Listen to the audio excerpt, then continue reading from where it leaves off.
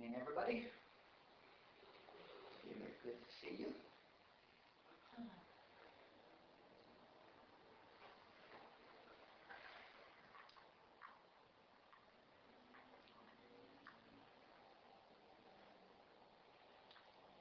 I was going to give a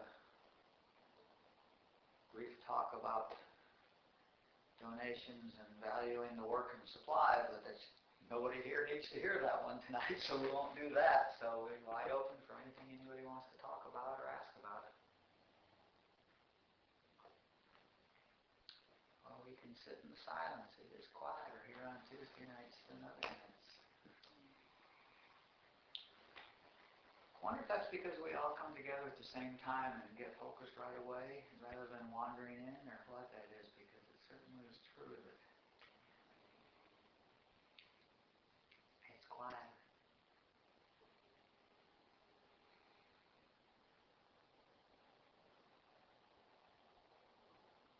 There it is.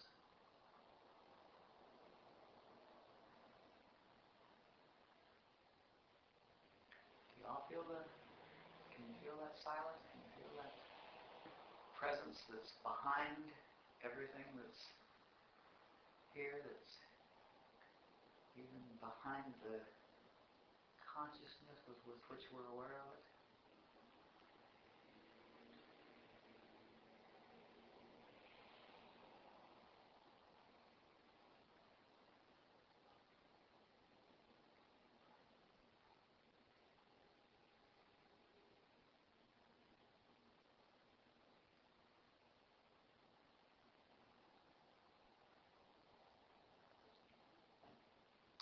So we'll do this like a Quaker meeting. We'll sit in the silence until somebody's inspired to say something. We'll be Quakers tonight. I didn't have a question, but I had something to report. I went to that retreat on the weekend, and most of the retreat, there was a lot of infinite way principles, and there was a lot of meditation. There was one room which all of one day, every half hour, people changed so that their room was just to maintain silence through the whole. And it's what I've noticed. I've come on retreats and classes before and come back feeling good and so on. But there's in the last 2 days there's this shift for me with my anxiety level at work. It's really sweet. It's and it feels like, these seemingly unrelated. Mm-hmm. It's just, we didn't focus or address anything specific related to that. But it just seems so much more mellow, and I don't feel the same pressure to do it right, do more, and that there's not such a conviction of the belief of inadequacy. Mm-hmm. It's just totally not as strong at all.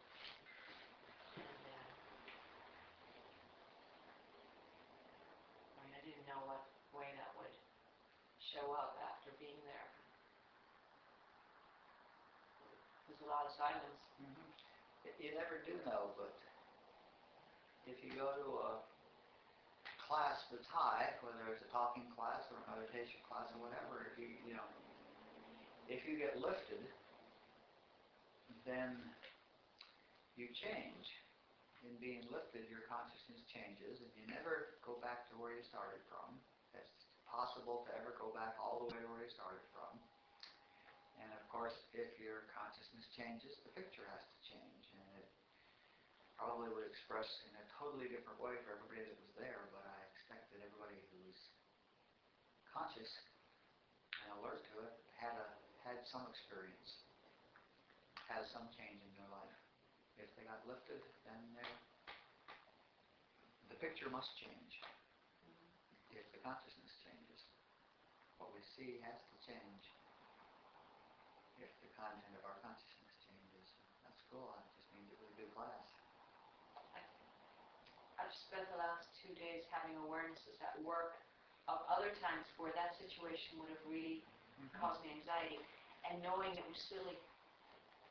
Yep. See, that's adult instead of kid. More adult in gear.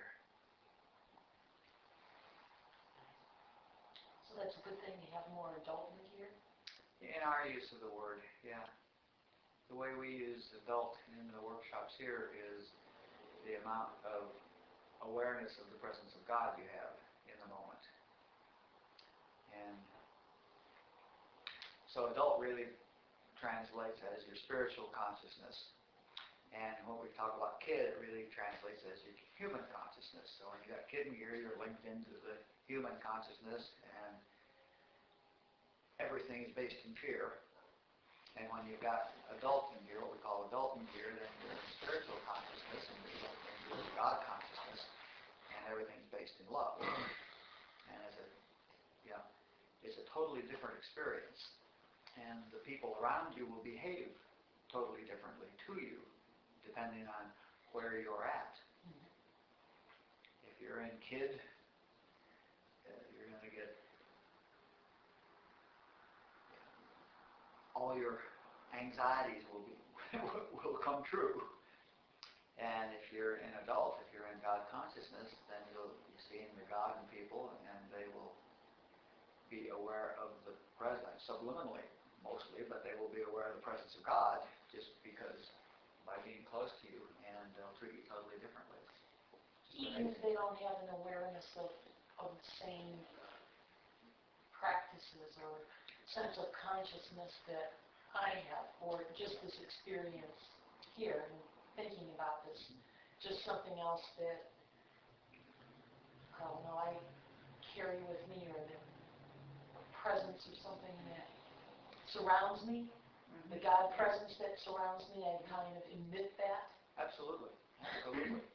And see, regardless of what people believe, and whether they're Buddhist or Taoist or what, regardless of what they believe, the extent to which there's only one truth. All those paths are leading to the same truth, and truth is an experience, and all the paths lead to the same experience. Zen Buddhism and Christianity and any path, Advaita Vedanta, which is Robert's, all leads to the same experience, the realization of your oneness with God, so to speak. So, to the extent that you're having that, that's the experience, and it makes no difference what concepts they have. That has nothing to do with it. It makes no difference at all what concepts they have. The fact is that if you go into a room full of angry people, you feel the anger. And if you go into a room full of spiritual people who are really high meditating, you get lifted. And you will lift people just by your presence. There's never any need to say a word. Just knowing the truth will lift the room. And it's amazing to watch that. I mean, you can actually practice that and watch that. And what Anne experienced is when you say that she'll never go back to the same place that she was before. It's kind of like, I think of it going on vacation, you feel really stressed out and stuff, and then you might go someplace where, you can commune with nature and just it's so rejuvenating. And then you return to the stresses of, say, the job or whatever, and it doesn't take long before the old patterns start taking over again. Right. So without her continuing to go to like a meditation or to practice that state of consciousness or be within that state of consciousness, is that something that will be long-lasting? It's permanent to some extent. If you go on a vacation, you have a nice experience, but there's no change in your consciousness.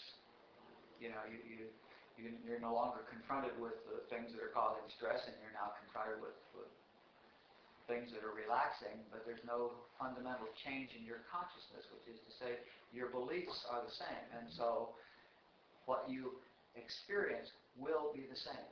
It will not change. I mean, it may change momentarily. It's easy to get distracted, but your experience will not change. But if you go into a spiritual situation where your consciousness actually gets lifted, it will not fall all the way back to where it was. It will not stay as high. I mean, she won't stay as high as she might have been Saturday morning. But her consciousness has actually been lifted, and it will not go all the way back. So there's always an incremental gain.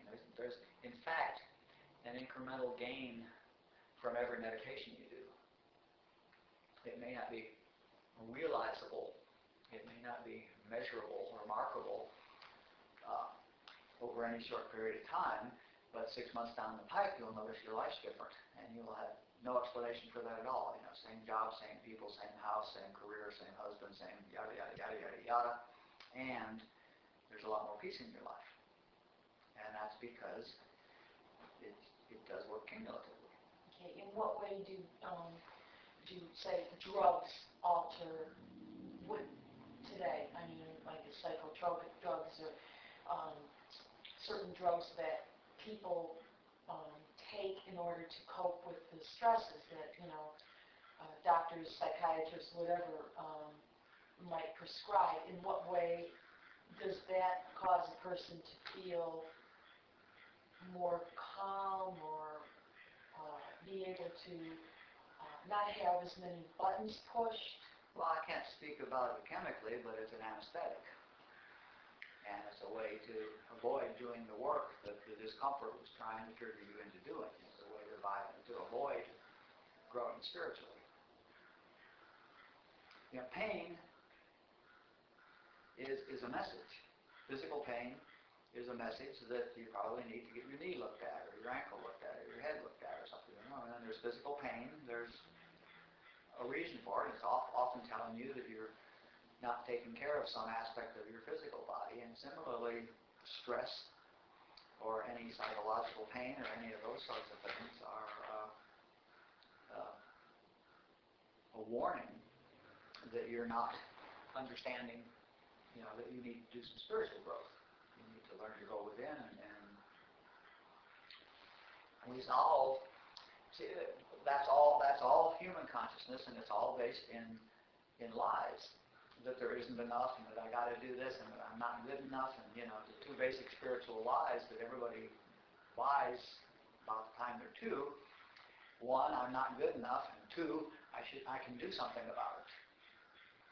And one's a lie, I'm exactly where I should be, and two is a lie because one's a lie, so I can't do anything about it. But we learn that very early, every time we come around. But I won't argue with a psychiatrist that prescribes drugs to prevent suicide. Deep depression, suicidal depression is a whole different scope, and it's got nothing to do with the kind of work we're doing. But all these lovely little mood elevators and pacifiers and stuff like that they give are just a way to avoid doing the spiritual work. And people may get comfortable, but they'll never experience joy on those drugs. Whereas by doing the work, you can have the experience of joy. Joy is distinct from happiness. I'm happy because of some reason. Joy is an experience that bubbles out of me, for no reason at all. I'm just joyful. Mm-hmm. And you're not going to have that on Paxil or any of those drugs, even though you're not even going to have to learn, you won't even have to learn the human tools of coping. So it's very counterproductive. Acid is much better for you than Paxil. With acid you might see something, you might actually have an experience, you might change. Of course, you might also rot your brain. but acid has the potential to change you, whereas Paxil has no potential to change you at all. And the same for alcohol or any of the addictive drugs. It's the same thing. That's an uncomfortable human being anesthetizing himself. And the same for food, sugar, things like that. And the same for adrenaline junkies, and the same for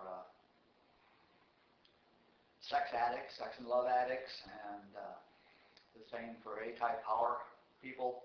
All of that is tools to either anesthetize ourselves or distract ourselves from doing the spiritual work that the discomfort is indicating. So as far as work is concerned,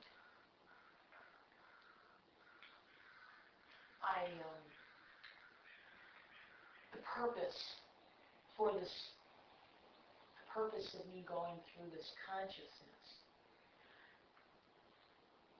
work to be done here before, I don't know, getting to a point where transcendence, moving on.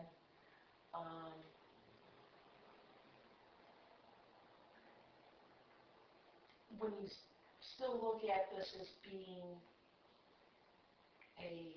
just simply a consciousness, that, it's something that's manufactured, created, that it doesn't exist. The purpose of the experience of creating all of this, so that in taking consideration the job, why not, when you look at the world and you see poverty and you see children dying in Africa, or, on the one side you can say, well, let me go ahead and run out and do what I can to help them to feel more comfortable, to give them more comfort, give to charity or whatever. On the other hand, somebody might say, it doesn't exist anyway. It's simply, your consciousness creating this dream, shall we say. So what difference does it make if you're compassionate and you want to run out and help, or if you go ahead and work a job, or not? If it's all something that's created. I mean, what's the point in playing the role, shall I say, in this consciousness, or taking a part in this dream, or I don't know, my understanding of having this script. First of all, you have no choice. I mean, you're playing a part in the dream, and if you think you're playing a part in the dream, then you're playing a part in the dream, and within the dream, at least, your behavior has consequences, and the way the dream seems to work is that we get to go around and around and around in the dream until we grow spiritually enough, get elevated enough in consciousness to see that it's a dream. So the practical answer to that is, how long do you want to stay in the nightmare? Yeah, if it's a great dream, super, enjoy it. But the reality is that great dreams, in this game, it's dualistic and things change, But I have choices. I mean, I have choices. I can be compassionate, or I cannot be compassionate. So that is a choice. So it appears, yes. I can choose, I guess, what role I play. That's right. So it appears. And why not, I guess from my perspective, since it is a choice, why not take the compassionate route to create a better world, or a better place, or a place of more contentment for everybody? Well, that's a nice idea, and certainly the actions of being humble and compassionate and things like that will elevate you spiritually. Being compassion and humility and service and gratitude tend to elevate the one who's doing those things spiritually. On the other side, there have been people who have been compassionately trying to help people for 10,000 years, and it doesn't work, because it is the nature of human consciousness to believe the lies that are in human consciousness, which include disease and lack and all that sort of stuff, and we manifest it. So the only way that you can, in fact, change the experience of the people in the world is to elevate the consciousness of the people in the world. And the most direct way of elevating the consciousness of the people in the world is to elevate your own consciousness and affect those people around you. Okay, well that gets me to another question. Fine, good. That's what we're doing here. But do you see that? In fact, the kindest thing you can do to all of humanity is to work on yourself spiritually. Because it overflows then to those around you. Whereas if you're out there working with them and trying to, feed the kids in Ethiopia, you're not changing consciousness anywhere. And so that manifestation is going to continue because the consciousness hasn't been elevated, and so it must manifest. Okay? So, next question. Okay, so in my work, as far as I deal with, people who are really suffering, and I think it would be the neatest thing in the world to be able to, be able to bring that to them. Yes, it would. It would bring you joy. And yeah, I think it would be like, just so incredible. Yes, it would. So I want to know how to do it. Work on yourself spiritually. What I went through. And the rest, work on yourself. Yeah, I'll be right with you. Work on yourself spiritually. And when the joy bubbles up in you, it will overflow onto all of them, and they will feel it. And that will amplify your joy. If you're helping them, it's gonna be, the helping community deals with a lot of burnout. Yes. Because it's so frustrating helping them because you're using your own limited human capabilities to help. If instead you work on yourself spiritually and become a higher being, just a higher, more godlike and less human-like, then this stuff will start overflowing from you and they will pick it up, but it's not you doing it. And so God through me. And it's effortless. And now you don't burn out, and you certainly affect many more people than you do trying to go around and take care of people individually. Because I've gotten that sense already, and where I feel like if I don't know, it's not a tangible thing, but I feel like if there's some sort of that connection, there's some sort of a connection with them. And as terrible as maybe some of the things that they've done, I just can't help it. Sure. I feel... Go with it. And compassion is a wonderful thing. Compassion is the emotion of the Buddhas, Rashneesh used to say. And the joy will overflow, and they will get lifted, and their life will change. Let me come over here. What did you have, Sean? Well, with the suicidal and depression stuff, I go through that all the time, and I had the false belief that I cycled every 3 months. Then I started doing this work, and the cycles became less and less and less. I'm not saying I don't have a depression anymore, but when I first started doing this, I was in my bed, literally, like, could not move at 3 in the morning. Waking up and my whole body was tight, and I was meditating back then, and there was just a noise in my meditation, and so it's not like I meditated one day and all was well. And Lee said to me one time, if you want world peace, you don't go out on a boat and wave a flag saying save the whales. You find peace within, and the world about you becomes peaceful. And the more I do this work, the less I see the little children on television. And the more attractive things became. But that's the truth. If you want world peace, be peace. Thich Nhat Hanh has a book called Being Peace. Become peaceful. And if you are peaceful and you walk into a room, the room becomes more peaceful, regardless of who's in there. And if you were really peaceful, the room would become peaceful, and where they went would experience their peace. Do you see how that? That works. And that's the way the work has to happen. Now, I had some unusual experiences. Right? Do you have more questions? No, we'll go back and forth. I just wanted to close the one question she was on, and then Right. let's go this path. We have no I went agenda. on a family vacation, and my mother's side is so religious. It's like,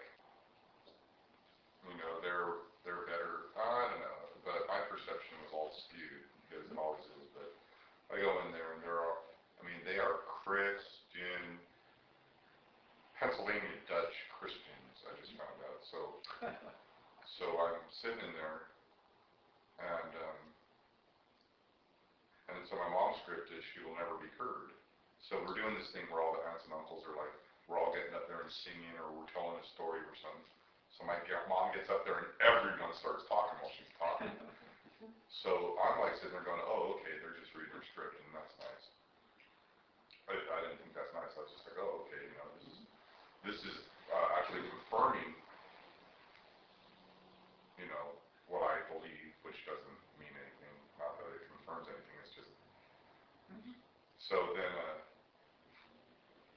I got angry today, and this happened like 3 days ago. But then I was like, oh, my kid was like, I should have done something and saved my mother from her scripting, right? But Which of course you can't do. right. And then we were talking, and there's one aunt and uncle, and all their kids, their 4 kids are Christians and never got in trouble and stuff. Once I took my shirt off, like, everyone's perception of me changed. They're like, because I'm big, I was a skinny little kid, now I'm big, and plus I got these tattoos, and so they're like, ooh. One of which says suicidal, by the way. And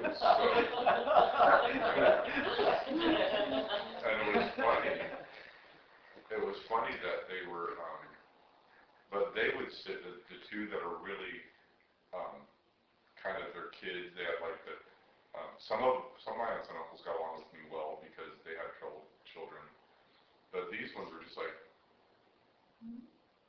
the whole time, and so I was like, well, I was just observing. And so I talked to my mom about it, and I said, it seems like they think they're better than me. And she goes, oh, is that what you got? Because that's not what I got. And I was like, oh, okay, well then, that was me reading my own script. Could be, yeah. Or something was happening. So, it was really interesting weekend because I couldn't get into because you're saying you get lifted and when you're in the consciousness, and being a Christian and hanging around them,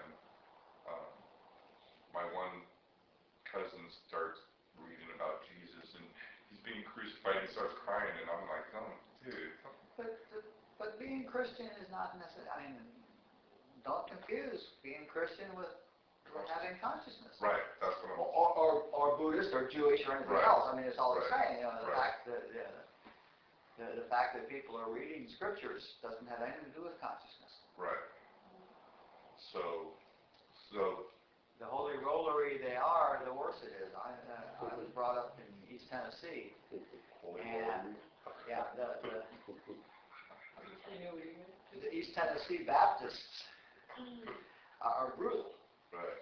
They are so fundamental and hellfire and damnation. They're absolutely brutal, and there's absolutely no love or compassion or anything there.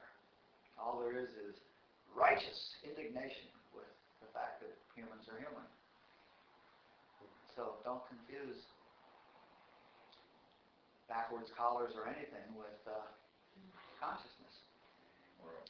And on the other hand, you can go to any church or any place at all, strange places, and feel something and have no idea why, and it's because there's a consciousness there. But it's consciousness. It really is. It's really the consciousness, and we all know it. And you know it when you're. We all know when we're experiencing a high consciousness or a low consciousness. Most of us don't know that we know it. Most of us aren't aware of the fact that we are recording that fact because we don't look for it. But if you're around a high person and you're alert to it, you'll know it. I went with a gal one time to one of the Buddhist group, one of the chanting groups, the Nam Myoho Renge Kyo group, and she wanted me to go to it, and I thought, fine, chanting's fun, and it makes absolutely no difference what you chant, chanting with good energy is uplifting, right? So I go to this room, and we're sitting there, and we're chanting, and just sitting there, and the chanting goes on for like 15 minutes, and all of a sudden the room goes, boom, way up, and I looked around, and some guy had walked in the door, okay?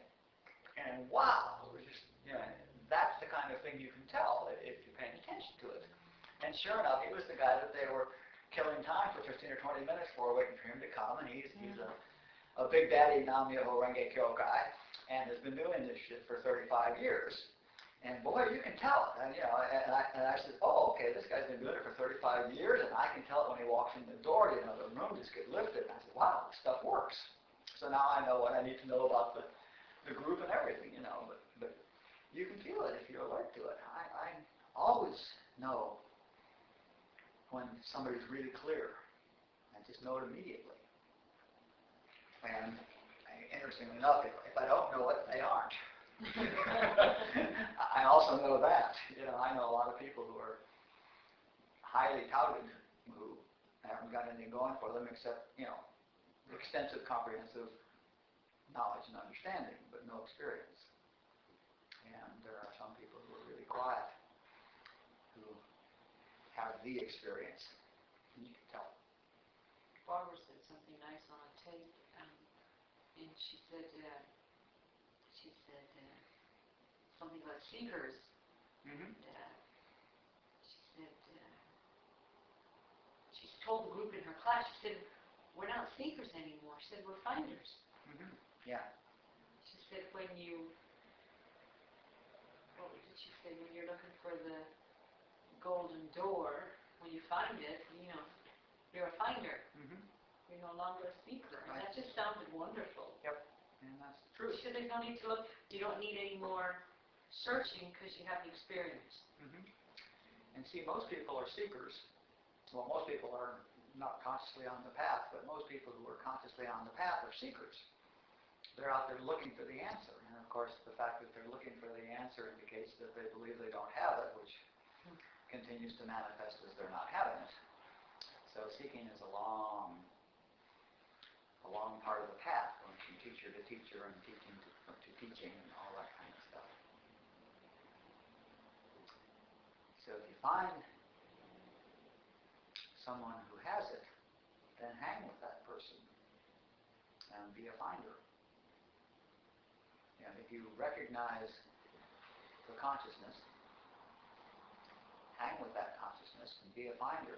Be a finder of what that person has, which is whatever height it is. If you recognize, well, here's a higher consciousness, then hang with that person and be a finder of that consciousness. And then you may well lead to another one and another one and another one, but being alert, we recognize it. Is it worthwhile to practice something that is just more like a statement of like the letter of truth, even if you know you're not having the experience? Or is that still like a playing the game? And What do you mean by practice? okay, well, on this other thing, on the tape, Like an affirmations? on the tape I listened to, Barbara said, one of the women was judging that her brother wasn't doing it right, and she told her, do not try to fix him, do not try to change him, do not try to improve him.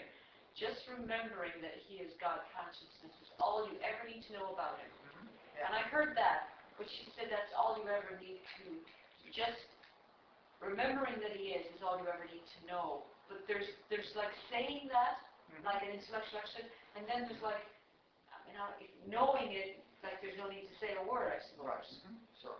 So just like, it's like a mantra, but it's... Well, it's not though. What you're doing is it's important to know the letter of truth. And what you're doing is applying the truth to the lie. Okay? What you're doing is correcting your humanhood. You're correcting yourself. You're doing a healing on yourself. You're saying, oh, here's the temptation to believe that this guy is a fool and doesn't know what the hell he's doing and is screwing up and I should help him.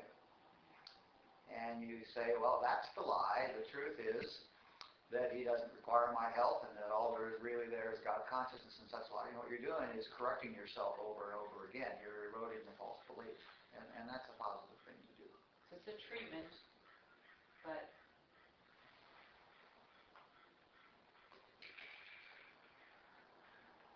it's like, I found myself practicing it, and I say that a few times, and then, very quickly I still know they're doing it wrong.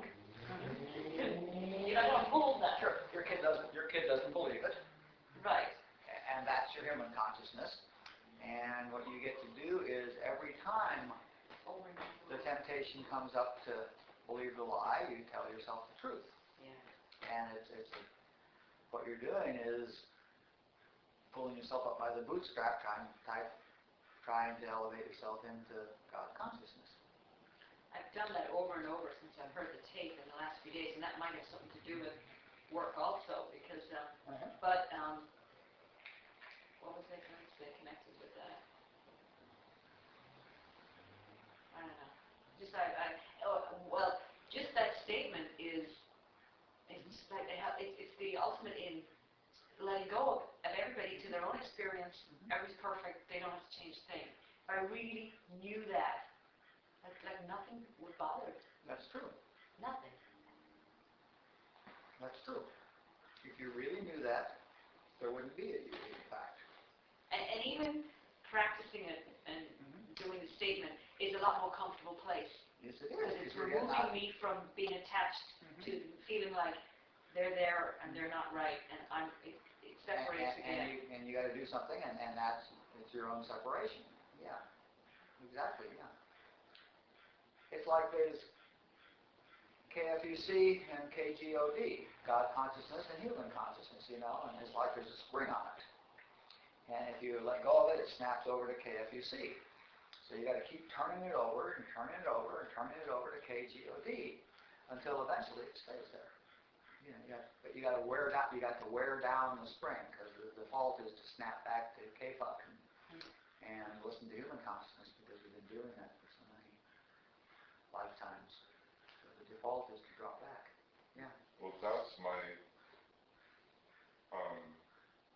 I've been doing I am not the body, I am God consciousness, and I've been doing that, and you're saying the spring and everything, that's like fake it till you make it, because I was like, this is the most retarded thing I've ever It's reminding yourself of the truth. Reminding yourself of the truth until it becomes part of you. Right, but my kid's saying, and then as I do it and I'm repeating it, so then I'm doing it, and then today, and it was just happened today, is I was in the noon meeting, so I really need to, because I'm like a completely different character in there than I am in the morning meeting.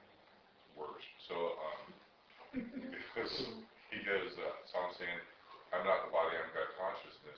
And this guy's sharing, and I'm like, he is not the body, he is God consciousness. And like the room shifted. And then I was like, she's not the body, she's God. And so then, and I've been doing this for months, and there's different, it keeps changing. Like I've seen them vertical at one time rather than horizontal, and I can picture a vertical just, and then when that happened today, I was like, I didn't even share in the noon meeting. I left without sharing. Usually I pitch and ditch. So that was really a huge. And that's the drill. It's a thoroughly conditioned belief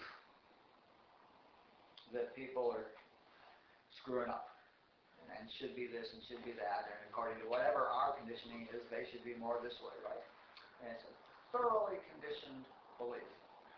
And it has to be undone. And sometimes we're fortunate enough that we have a really elevated moment and it gets all undone like that.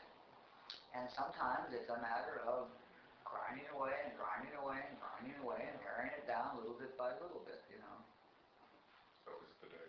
Rashneesh once gave the wonderful picture of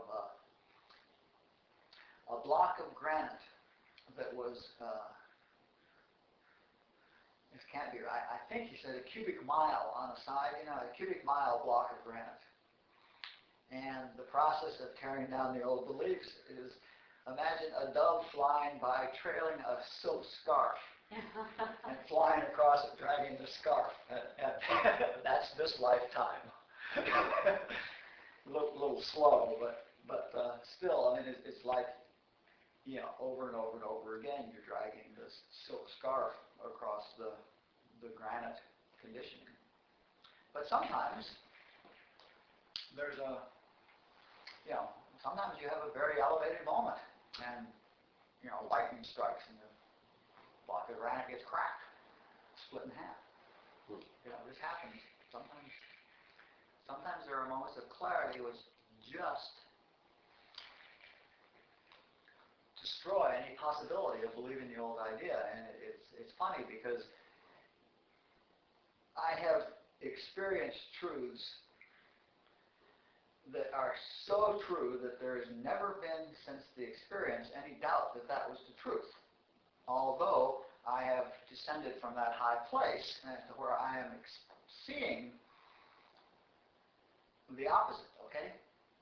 But I know it's not true because that experience was so clear, okay? But here's the thing where the conditioning is now in direct conflict with what I know is truth. It's like the old idea is here, and I know the truth, but over here it still wants to see it the old way, and there's still that work to be done, even though there's no question about what the truth is. There's no longer an issue of, is this really true, or anything like that, but still, sometimes it's taken, a year or two or more to have the old way of looking at it not instinctively come up.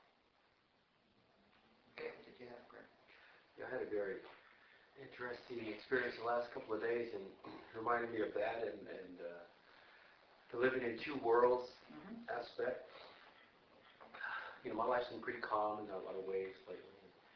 Sunday I got served some papers from my ex-wife, my daughter's mom. And so, when I get the papers, I read them, and there's some accusations that, she's asking that I not see my daughter around when Anne's around. I had an immediate, reaction to that. There was like a glitch going on. Doing the script work and everything, I was trying to look at, what I was feeling about it, and never get it right, and not good enough, scenario coming up, and that evening I felt a need, because my resistant behavior in the past has been not to react, not to do anything, just let it go and not say anything. So, I felt like I need to respond to this. I need to respond, and that evening I was at home and I was typing on the computer, and I was just all this information, and I was just pages and pages of how I'm going to respond, and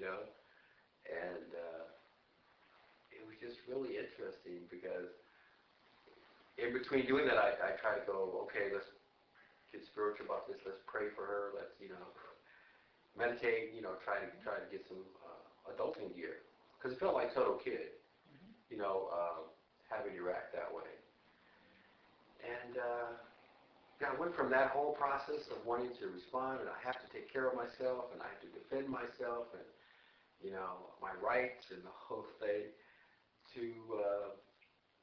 today, driving to work and listening to Robert and feeling as though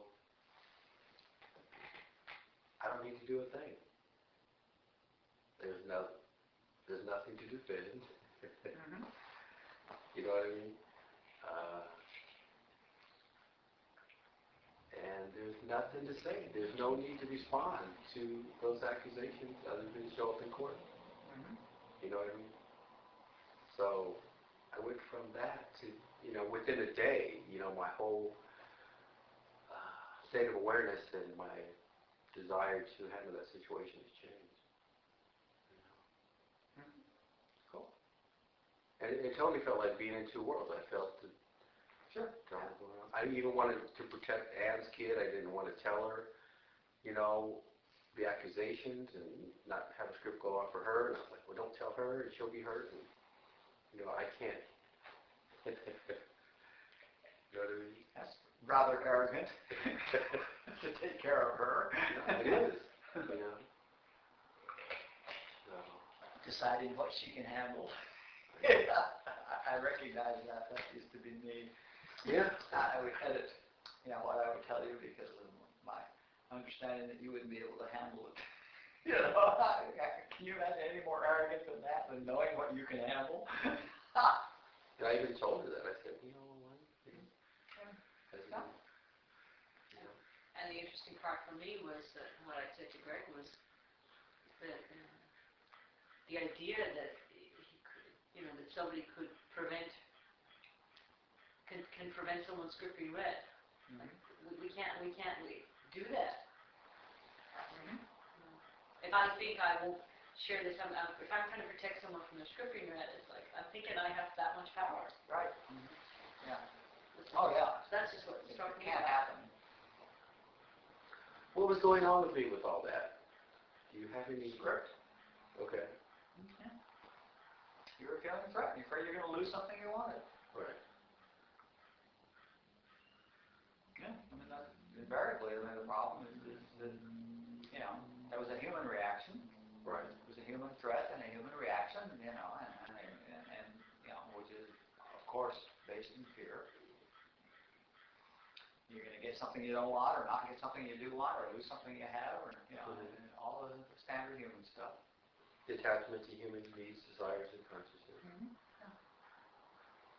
And the thought that in the belief that there's a power out there that can affect you, and all of that human stuff. You believe that your wife has the power to affect the amount of love and joy in your life.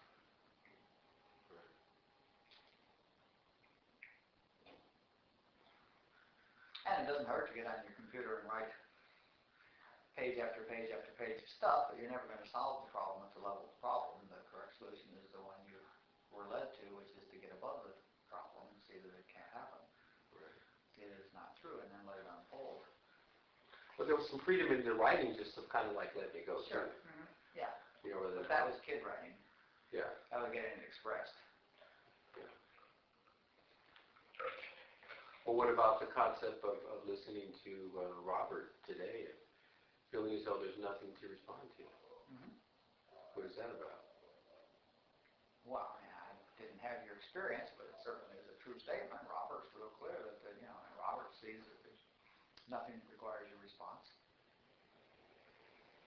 I've got so many people, and right now everybody's caught up on this, this does not require my thought. Right. I've told a few people about that, and they're using it. Mm-hmm. And just another example of that, this does not require my thought. In Robert's consciousness, everything's unfolding exactly the way it should, and you're not going to have any effect on the outcome anyway. So what happened is, you've listened to enough Robert that when you listen to Robert, your consciousness gets lifted. Mm-hmm. That's also Robert lifted you above it. And once you're above it, then you can deal with it from above, and rather than at the level of the problem. It feels so much more comforting, too. Yeah. I mean, within a day to experience the... If you'd put on that CD instead of sitting at your computer, you would have had that relief last night instead of this morning.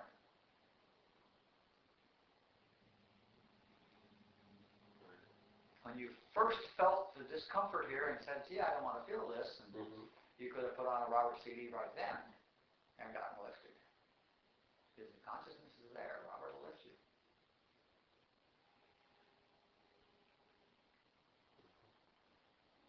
That's why I suggest to people that, and have for years, with all these Joel tapes, I feel get a tape recorder, put it beside your bed.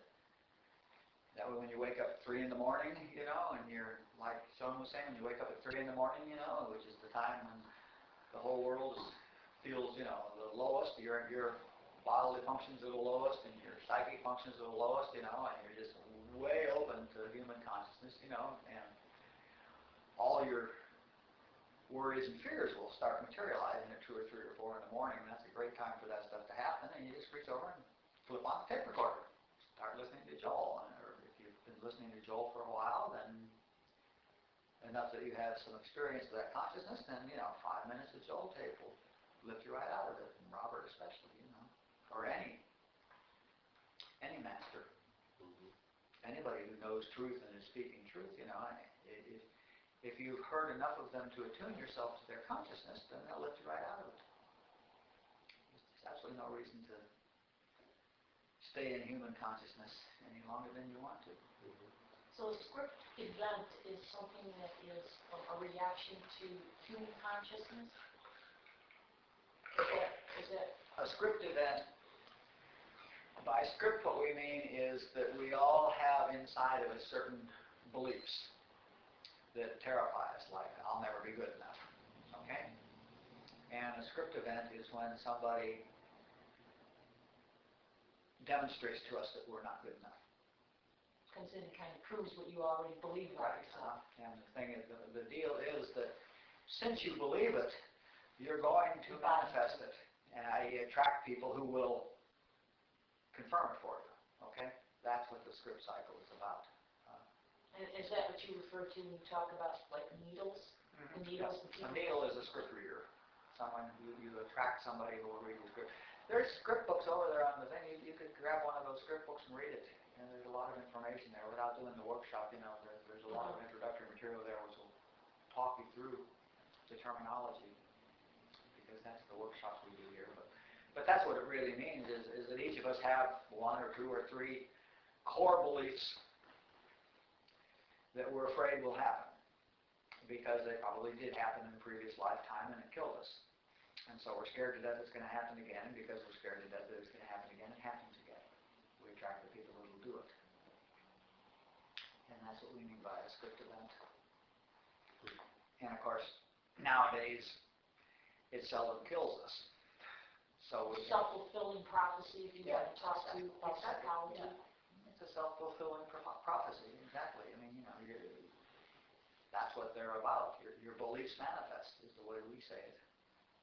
What you believe, what is the content of your consciousness, and that manifests as your experience. So the people appear, it looks like they show up and read your script, which reinforces it. So now you believe it more strongly. So it happens again, And the problem is there's no way out of that loop except from above. Again, you can't deal with that at the level it is. You've got to see it first of all and recognize it for a lie. And the problem there is that the one who believes it, is very primitive, and that one doesn't respond to intellectual arguments. Yeah, we're dealing with a kid level. That's what we call kid. And we're dealing with terror. Kid scared to death. It's like you're afraid somebody's going to ridicule you, except that your reaction is so totally inappropriate to the possible payoff of being ridiculed. But in fact, what you're afraid of is you're going to be thrown away and you're going to die. You're afraid they're going to leave you or ridicule you, something like that. So that's what that work is about. But the fundamental fact is always the same. It's a belief based in a lie about, in a spiritual untruth. I'm not good enough is a lie. And so the lie has to be corrected with the truth, and it has to be corrected at a core level. You've got to really get it, which again is the process of slow erosion, or perhaps, if you're lucky, a sudden enlightenment about that, a moment of clarity. And once you see it, it stops, but you've got to see it all the way down to the level where the person, to the one who believes it, Seeing it ends it, If you even ever get it all the way down here, oh, shit. That one did it, but just seeing it intellectually doesn't do anything, but when you realize you've been doing this over and over and over and over lifetimes, oh, shit. Then, that probably cleared out about 80% of it right there, and you stop doing it.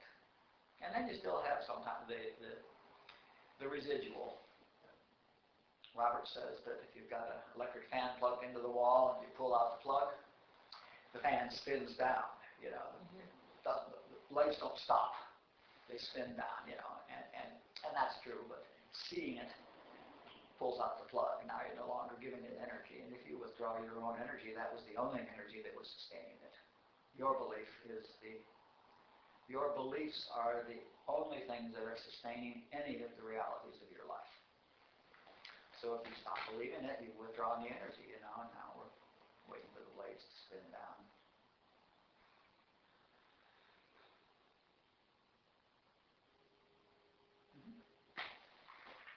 I have this, that block of granite you talked about. I should never mention that sucker. It was really on the inside of a sideshow. I feel like I'm underneath it. Yeah. It was interesting with the fog. It's like just the idea that there's a fog horn and there's a light, and that's for me why I need a teacher, because otherwise I'm going to end up on my intellectual rocks. And I just have this fear that you know, I'm so petty and judgmental. Eventually, I get around to forgiving other people, but I just can't let myself off the hook for that. The ego and this, you know, need to be the dutiful son or whatever. To like get in, to come in new to a teaching or a teacher, and then, you know, try to do all the right stuff and appear the right way. And it's just, you know, it's like it's so common to me. It doesn't even make me sick anymore. It's just, you know, and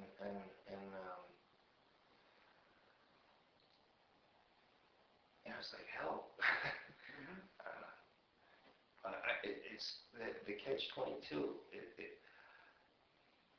If you're familiar with that, if you say you're too crazy to fly a combat mission, you can't be crazy because that's sanity. Right. And with me, it's like I can't seem to want to do this work because it has something to do with love and God.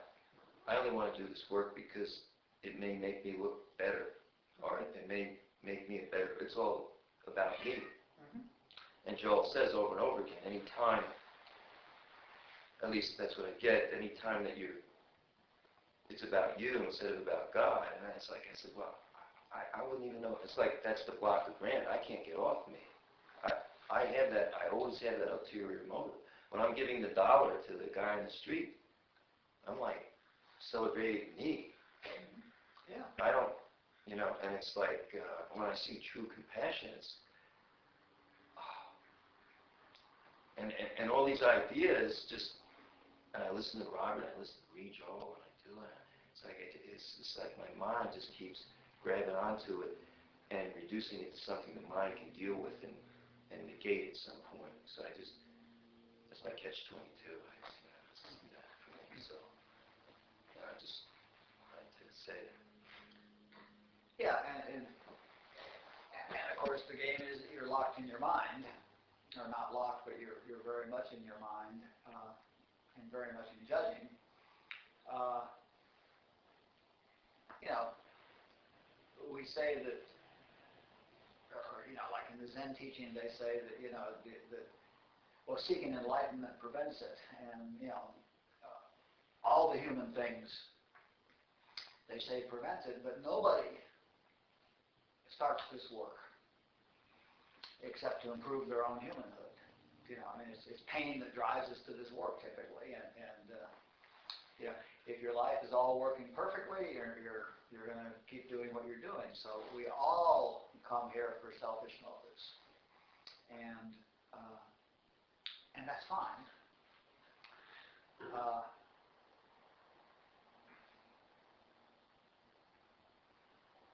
It doesn't matter why you're here. What matters is doing the work, is being in the consciousness. And being in the consciousness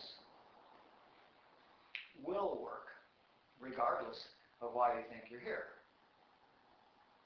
The other thing, there's so many things that go on here. Another thing that goes on here is that it's the God within you that brings you to places like this, or to any of the teachings you go to. It's that which you are seeking, which is leading you to those places. And what I'm saying is there's nothing wrong with anything at all, except the chatter going on in your head about what's wrong with it. Okay? If you could, one of those clarities, one of those truths that I got was, I got it at a very, very deep level that everybody is always doing the very best they can, given their information and their ignorance and everything else, okay? That nobody ever does anything less than the very best they can, given their information. And of course, the best they can to make themselves happy, right? And if they're trying to make somebody else happy, it's because that makes them happy and all sorts of stuff. But I really got that very clearly, that everybody's always doing the very best they can, given their current level of information. And it's also very clear to me that that's true about you. And if you could be that clear about it, if you could know that truth, or even if you could accept the fact that I really do know that truth, and that it's true for you too, then the whole thing washes. And you're doing the best you can, and you're in the place you're supposed to be, and what's happening is what's happening. On the other side, it is all imaginary. Listening to Joel and listening to Robert can't help but lift you from wherever you are. And it doesn't matter what you think about it. I'm a member of AA, and I love telling the people in the morning meeting, it doesn't matter why you work the steps, they work. It makes absolutely makes no difference whether you do them because you're greedy and you want your life to get better, or whether you do them slowly, only when you're driven by pain, or because you're afraid of your sponsor, or, it makes absolutely no difference why you do the steps. That has nothing to do with it. The fact is the steps work, okay? So who cares what your motivation is? Similarly, listening to Robert must lift you if the consciousness is there. And to the extent that you can relax and hear it, it would apparently work faster, but you are relaxing to the extent that you can relax. You're doing the best you can. And there's nothing wrong. There's absolutely nothing wrong with anything anywhere, ever. And you ought to include yourself in that list. And you can't do more than you're doing,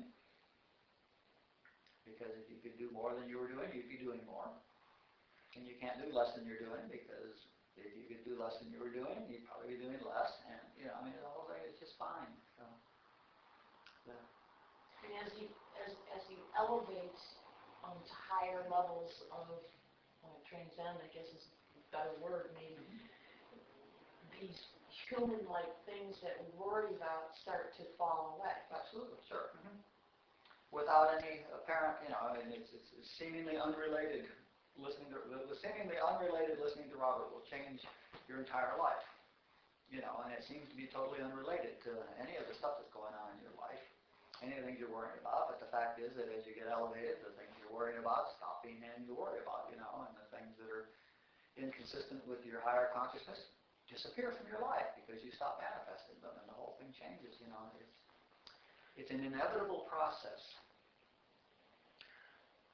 I think too that because maybe we're involved in it, that we don't necessarily see the growth that we're making. Sure, yeah, we can't at all. We're the poorest ones to see. Other people see it usually much quicker than we do, unless you have one of these moments of clarity, Those happen periodically.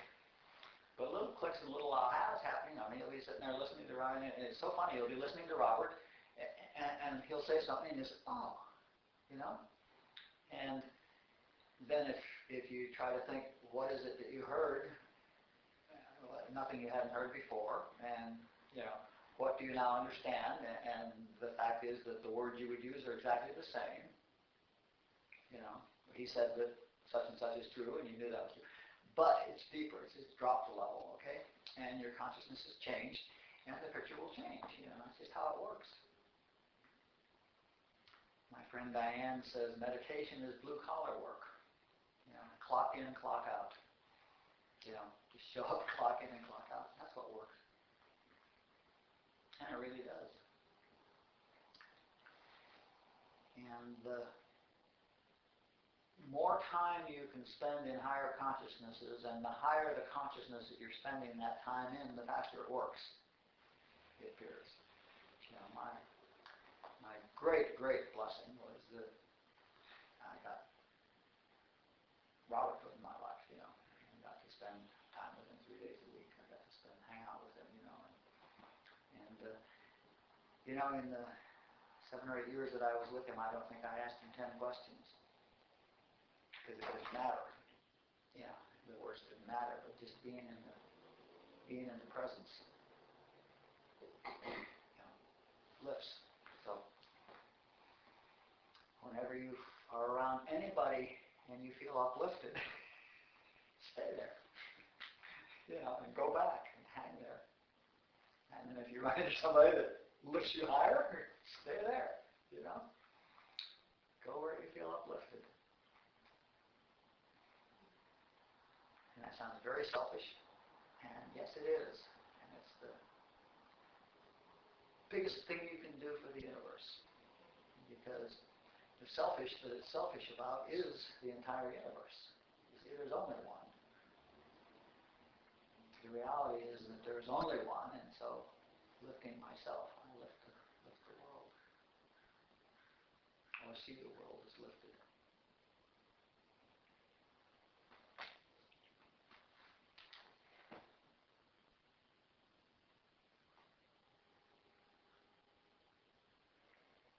On the Robert tapes, you hear some students' voices regularly.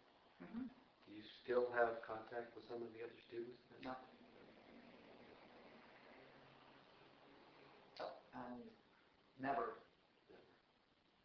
hung out with anybody there or any of the Rajneesh crowd, or I wasn't there for the people who were there. I was there for Rajneesh, and I was there for Robert. I'm never interested in who else was there.